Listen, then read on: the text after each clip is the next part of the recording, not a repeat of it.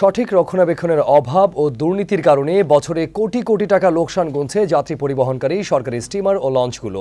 চরম অব্যবস্থাপনা আর অনিয়মে ক্ষুব্ধ যাত্রীরাও।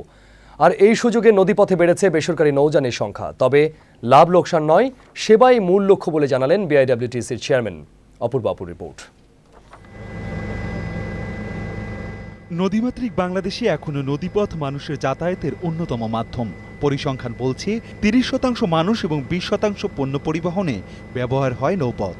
আরামদায়ক ভ্রমণ আর ঝক্কি ঝামেলা কম হওয়াতে অনেকেই লঞ্চে যাতায়াত করেন। সরকারি হিসেবে দেশে বেসরকারি নৌযানের সংখ্যা ৯,২৫০। এর বাইরেও চলছে অসংখ্য নৌযান। এক্ষেত্রে লাভজনক হওয়ায় প্রতিনিয়ত বিনিয়োগ করছেন ব্যবসায়ীরা। বহরে যোগ করছেন নতুন নতুন লঞ্চ। বাংলাদেশে অন্যান্য যোগাযোগ ব্যবস্থার চেয়ে এটা অনেক সহজ। এই লঞ্চের ব্যবসাটা মূলত আগের চেয়ে অনেক লাভবান আছে। তবে বেসরকারি লঞ্চ মালিকরা লাভবান হলেও লোকসানের বোঝায় ভারী সরকারি স্টিমার ও লঞ্চ পরিচালনা প্রতিষ্ঠান বাংলাদেশ অভ্যন্তরীণ নৌপরিবহন কর্পোরেশন বিআইডব্লিউটিসি।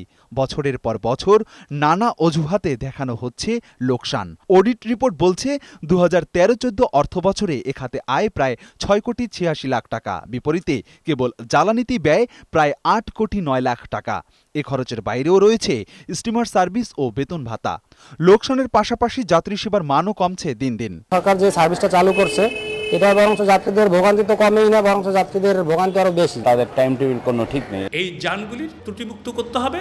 ২ নম্বর, দক্ষ পরিচালক দ্বারা এদেরকে পরিচালনা করতে হবে। ৩ নম্বর, এই জলযানগুলিকে ব্যবস্থাপনা এবং মনিটরিং দিকে শক্তিভাবে নিয়ে আসতে হবে। অবশ্য বিআইডব্লিউটিসির চেয়ারম্যান বললেন, লাভ নয়, সেবাই তাদের মূল লক্ষ্য।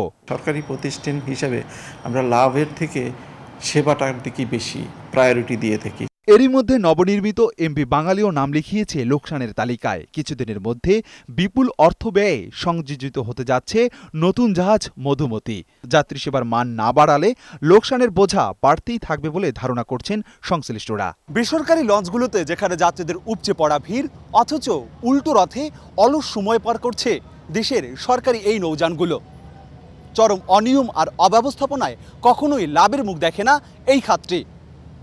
তাই নদীপথে যাত্রীদের দাবি, সংশ্লিষ্ট মহলের সঠিক তদারকিতে সেবার মান বৃদ্ধি করে সচল করা হোক দেশের সরকারি এই নৌযানগুলো।